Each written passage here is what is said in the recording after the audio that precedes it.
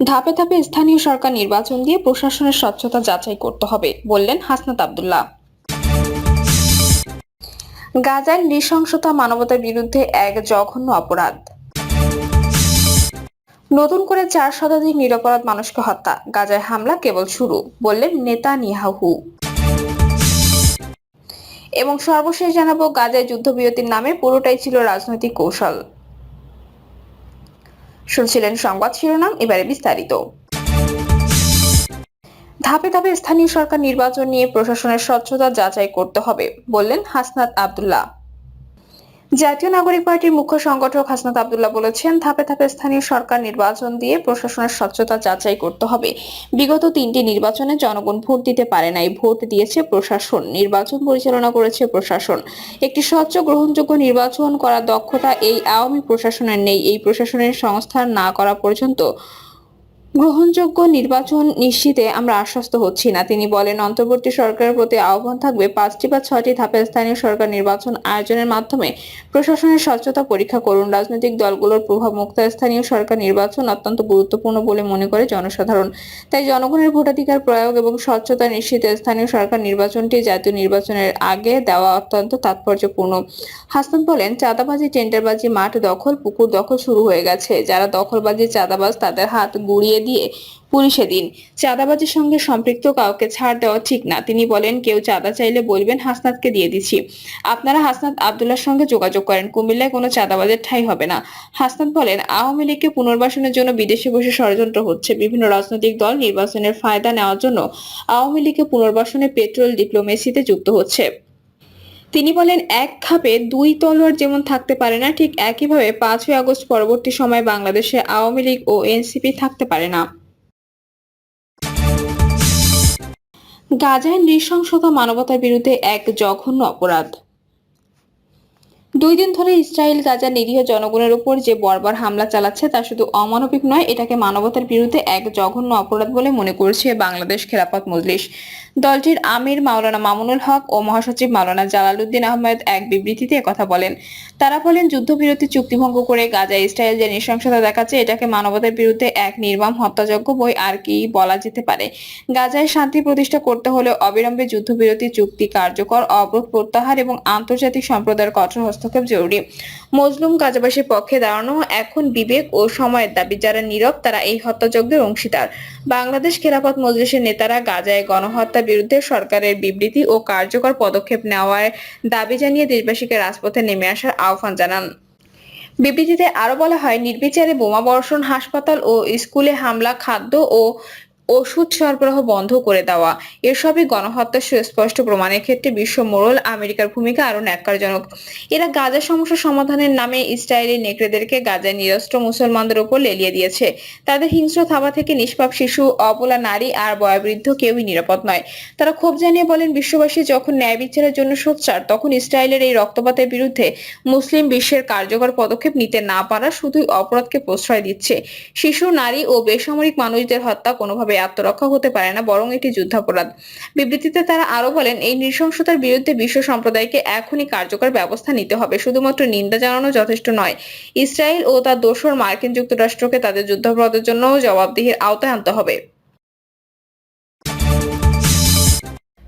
নতুন করে 4 শতাধিক নিরপরাধ মানুষকে হত্যা, গাজায় হামলা কেবল শুরু, বললেন নেতানিয়াহু। দখলদার ইসরায়েলের যুদ্ধবাজ প্রধানমন্ত্রী বেনিয়ামিন নেতানিয়াহু গাজায় নতুন করে 4 শতাধিক নিরপরাধ মানুষকে হত্যার পর হুমকি দিয়ে বলেছেন, এটা কেবল শুরু। গাজায় ইসরায়েলের নতুন হামলায় অন্তত 436 জন শহীদ হয়েছেন, এর মধ্যে 183টি শিশু রয়েছে। রাতভর এবং বুধবার সকালেও গাজায় হামলা চালানো হয়েছে। অবস্থায় রক্তপিপাসু নেতানিয়াহু গাজায় পরপর হামলা অব্যাহত রাখার ইঙ্গিত দিয়ে বলেছেন, ফিলিস্তিনের গাজা উপত্যকায় হামাসের বিরুদ্ধে আমরা পূর্ণ শক্তিতে যুদ্ধ শুরু করেছি। অন্যদিকে হামাসের সঙ্গে আলোচনার বিষয়ে নেতানিয়াহু বলেন, হামলার মধ্যেই তো চলবে। গাজায় ইসরায়েলি যুদ্ধ বিমানগুলো থেকে ব্যাপক পরিসরে হামলা শুরুর পর নেতানিয়াহু এমন মন্তব্য করলেন, যদিও ইসরায়েলি বাহিনীর দাবি তারা শুধু হামাসকে লক্ষ্যবস্তু করে হামলা চালাচ্ছে। গত 19 জানুয়ারি গাজায় প্রথম ধাপে যুদ্ধবিরতি কার্যকর হয়। এই যুদ্ধবিরতির পর এবারই গাজায় সবচেয়ে জোরালো হামলা চালানো হয়েছে।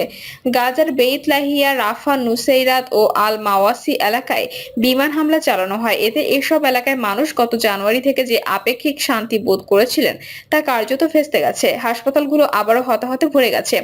নতুন করে গাজা উপত্যকায় হামলা শুরু নিন্দা জানিয়েছে মিশর। দেশটি হামাস আর ইসরায়েলের মধ্যে চলমান শান্তি আলোচনায় মধ্যস্থতা করছে। মিশরের পররাষ্ট্র মন্ত্রণালয়ের মুখপাত্র তামিম খাল্লাব বলেন, গাজায় বিমান হামলা যুদ্ধবিরতি চুক্তির সুস্পষ্ট লঙ্ঘন। সেই সঙ্গে এটা যুদ্ধ পরিস্থিতি বিপজ্জনকভাবে বেড়ে যাওয়ার আশঙ্কা সৃষ্টি করেছে। আধিপত্যবাদী যুক্তরাষ্ট্র ও দখলদার ইসরায়েল গাজায় কয়েক ধাপের যুদ্ধবিরতি চুক্তির শর্তে পরিবর্তন আনতে চাইলে যুদ্ধবিরতি চুক্তিটি অনিশ্চয়তার মধ্যে পড়ে যায়। তবে যুক্তরাষ্ট্র, কাতার ও মিশরের মধ্যস্থতায় করা চুক্তিতে পরিবর্তন আনার প্রস্তাব প্রত্যাখ্যান করেছে হামাস। সংগঠনটি বলেছে, চুক্তিতে পরিবর্তন আনলে তা গ্রহণযোগ্য হবে না। গাজায় যুদ্ধবিরতির নামে পুরোটাই ছিল রাজনৈতিক কৌশল।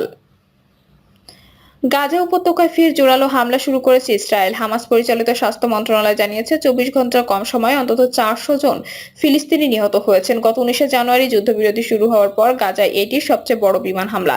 এর মধ্য দিয়ে যুদ্ধবিরতি বাড়ানোর আলোচনার সমঝোতায় পৌঁছাতে ব্যর্থ হয়েছে। 2023 সালের 7 অক্টোবর শুরু হওয়া যুদ্ধে গত 15 মাস ধরে ইসরায়েলের নির্বিচার হামলায় 48,000-এর বেশি মানুষ নিহত হয়েছেন। গাজাবাসীর মধ্যে কিছুটা স্বস্তি এনে দিয়েছিল চলতি বছরের যুদ্ধবিরতি। ধ্বংসস্তূপ থেকে ঘুরে দাঁড়ানোর চেষ্টা শুরু করেছিলেন তারা, কিন্তু যুদ্ধবিরতি লঙ্ঘন করে যুক্তরাষ্ট্রের সঙ্গে পরামর্শ করে নতুন করে গাজায় হত্যাযজ্ঞ শুরু করেছে বেনিয়ামিন নেতানিয়াহুর সরকার। গার্ডিয়ানে একজন স্বাধীন সাংবাদিক ফিলিস্তিনি ইসরায়েল বিষয়ক বিশেষজ্ঞ ডালিয়া হাতুকা জানান, ফিলিস্তিনি ইসরায়েল এই বিষয় পর্যবেক্ষণকারী জানতেন, মার্কিন যুক্তরাষ্ট্র, কাতার এবং মিশরের নেতৃত্বে কয়েক মাস ধরে আলোচনার পরে যুদ্ধবিরতির অর্থ কখনোই অবরুদ্ধ উপকূলীয় অঞ্চলে ইসরায়েলের আক্রমণ বন্ধ করা হয়নি। ডালিয়া হাতুকা গার্ডিয়ানের মতামত প্রবন্ধে লেখেন, জাতিসংঘ প্রতিবেদন অনুসারে গাজার স্বাস্থ্য মন্ত্রণালয়ের তথ্য অনুযায়ী 22 জানুয়ারি থেকে 11 মার্চে অর্থাৎ যুদ্ধবিরতির মধ্যে কমপক্ষে 700 ফিলিস্তিনি ইসরায়েলি সেনাবাহিনীর হাতে নিহত হয়েছেন অথবা তাদের মৃতদেহ এমন এলাকা থেকে উদ্ধার করা হয়েছে যেখানে চিকিৎসকরা আগে যেতে পারতেন না। স্বাস্থ্য কর্মকর্তারা বলছেন, গত 2 মাসে ইসরায়েল যুদ্ধবিরতির শর্তাবলীও লঙ্ঘন করেছে। তীব্র ঠান্ডা থেকে রক্ষা পেতে লোকজনকে আশ্রয় নিতে তাঁবু ও ট্রেলার রাখার অনুমতি দেয়নি, যার ফলে বেশ কয়েকজনের মৃত্যু হয়েছে, বিশেষ করে শিশুরা। যুদ্ধবিরতি চুক্তিতে বলা হয়েছিল, ধ্বংসস্তূপ অপসারণের প্রক্রিয়া শুরু করার জন্য ইসরায়েল ভারী যন্ত্রপাতি গাজায় প্রবেশের অনুমতি দেবে, কিন্তু তারা তা করেনি। জাতিসংঘ বলেছে, ইসরায়েল যদি বর্তমান অবরোধ প্রত্যাহার না করে তবে ধ্বংসপ্রাপ্ত বাড়িঘর এবং অবকাঠামো পরিষ্কার করতে এবং পুনর্নির্মাণ শুরু করতে 350 বছর সময় লাগবে। চুক্তির আরেকটি শর্ত ছিল গাজায় আরো ত্রাণ সরবরাহের অনুমতি দেওয়া, যদিও চুক্তির প্রাথমিক পর্যায়ে আরো বেশি সরবরাহ ট্রাক প্রবেশ করেছিল। বিবিসির এক প্রতিবেদন অনুসারে যুদ্ধবিরতি চুক্তির প্রথম পর্যায়ে মেয়াদ শেষ হওয়ার কয়েক ঘন্টা পরে 22 মার্চ ইসরায়েল গাজায় সমস্ত ত্রাণ সরবরাহের প্রবেশ বন্ধ করে দেয় এবং একই সঙ্গে ড্রোন হামলা চালায়। জাতিসংঘের একটি প্রতিবেদন অনুসারে ইসরায়েল কাঁচি থেকে শুরু করে জেনারেটর, খেলনা এবং মশলা পর্যন্ত সবকিছু প্রবেশের নিয়মতান্ত্রিকভাবে নিষেধাজ্ঞা আরোপ করে আসছিল, কিন্তু খাদ্য, জ্বালানি এবং অন্যান্য প্রয়োজনীয় জিনিসপত্র সম্পূর্ণ বন্ধ করে দেওয়ার ফলে মানবিক সংস্থাগুলি আশঙ্কা করছে গাজা তীব্র খাদ্য নিরাপত্তাহীনতা বিপর্যয়কর স্তরের মুখোমুখি হচ্ছে। ডালিয়া হাতুকা বলেন, তথাকথিত যুদ্ধবিরতি ছিল একটি রাজনৈতিক কৌশল। এই চুক্তির মধ্য দিয়েই ইসরায়েল যুদ্ধের সময়সূচি পুনর্নির্ধারণ করতে সক্ষম হয়েছে। ইসরায়েল গাজার উপর ক্রমাগত অবরোধ, বিমান হামলা এবং ফিলিস্তিনি বন্দীদের হত্যা ও নির্যাতনের মাধ্যমে যুদ্ধ চালিয়ে যাচ্ছে। পশ্চিম তীরে একটি সমান্তরাল যুদ্ধ চলছে, যেখানে ইসরায়েলি বাহিনী ফিলিস্তিনিদের বাড়িতে অভিযান চালাচ্ছে, হত্যাকাণ্ড চালাচ্ছে এবং হাজার হাজার মানুষকে আটক করছে। এটি এমন একটি নমুনা যা আমরা আগেও দেখেছি। ইসরায়েলি আক্রমণ, বেসামরিক নাগরিকদের ক্রমবর্ধমান মৃত্যু, বিশ্বব্যাপী ক্ষোভের ফলে যুদ্ধবিরতির আহ্বান জানানো হয়। তারপর একটি সংক্ষিপ্ত উত্তেজনা হ্রাস পায়, কিন্তু সেই সময়ের মধ্যে ইসরায়েল তার সামরিক অবস্থানগুলোকে আরো শক্তিশালী করে, পুনরায় অস্ত্র সরবরাহ করে এবং আরেক দফা সহিংসতার জন্য মঞ্চ তৈরি করে। 2008 থেকে 2009 সালে অপারেশন কাস্ট লিড, পরে 6 মাসের যুদ্ধবিরতি, তারপর শুরু হয়েছিল ইসরায়েলের 23 দিনের ভয়াবহ আক্রমণ। সে সময় তারা একইভাবে দাবি করে যে হামাস যুদ্ধবিরতি লঙ্ঘন করেছে, তবে প্রতিবেদনে ইঙ্গিত দেওয়া হয়েছে যে ইসরায়েল কয়েক মাস আগে থেকে আক্রমণের পরিকল্পনা করেছিল, যুদ্ধবিরতিকে তারা ব্যবহার করে সামরিক প্রস্তুতির জন্য। আন্তর্জাতিক তদন্ত তীব্র হলে ইসরায়েল প্রায়শই যুদ্ধবিরতিতে সম্মত হয়। এর মাধ্যমে তারা নিজেদের যুক্তিসঙ্গত পক্ষ হিসেবে উপস্থাপন করে এবং সহিংসতা পুনরায় শুরু করে ফিলিস্তিনিদের উপর দোষ চাপায়। দখলদারিত্ব এবং অবরোধের বিষয়টি সমাধান না করে যুদ্ধবিরতি আলোচনায় অংশগ্রহণ করে, ফলে দীর্ঘমেয়াদী সমাধান বাধাগ্রস্ত হয়। একটি প্রকৃত যুদ্ধবিরতির জন্য ইসরায়েলের চলমান দখলদারিত্ব এবং গাজার উপর শ্বাসরুদ্ধকর অবরোধের অবস্থান প্রয়োজন। কেবল সহিংসতার একটি সাময়িক বিষয় নয়, ততক্ষণ পর্যন্ত যে কোনো তথাকথিত যুদ্ধবিরতি একটি কৌশল হয়ে থাকবে। প্রিয় দর্শক, এই ছিল এখনকার সর্বশেষ সংবাদ। আপডেট সব সংবাদ পেতে চ্যানেলটি সাবস্ক্রাইব করে বেল আইকনটি ক্লিক করে রাখুন।